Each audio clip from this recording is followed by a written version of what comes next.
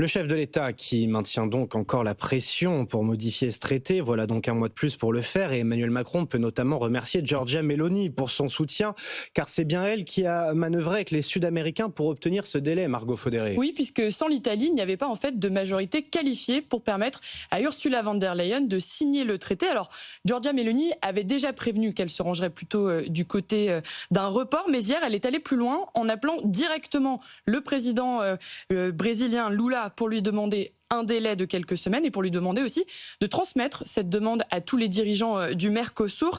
En fait, ce que cherche Giorgia Meloni, c'est un peu plus de temps pour expliquer les bienfaits de l'accord aux Italiens, même si à la fin, selon Lula, l'Italie soutiendra bien l'accord comme l'Espagne ou l'Allemagne d'ailleurs, qui sont pro-Mercosur depuis le début. En revanche, la France, elle, attend encore que la copie soit modifiée. Le texte doit changer de nature, c'est ce que demande Emmanuel Macron. Alors, qu'est-ce qu'attend encore la France ? Alors, du côté de Paris, on pousse encore pour 2 confirmations, la mise en place de mesures miroirs et le renforcement des contrôles sanitaires. Ces 2 conditions et surtout leur mise en place effective seront déterminantes pour la position de la France à la fin. Et si elles sont bien remplies, eh bien Emmanuel Macron a ouvert la porte. Il n'exclut pas de signer l'accord en janvier.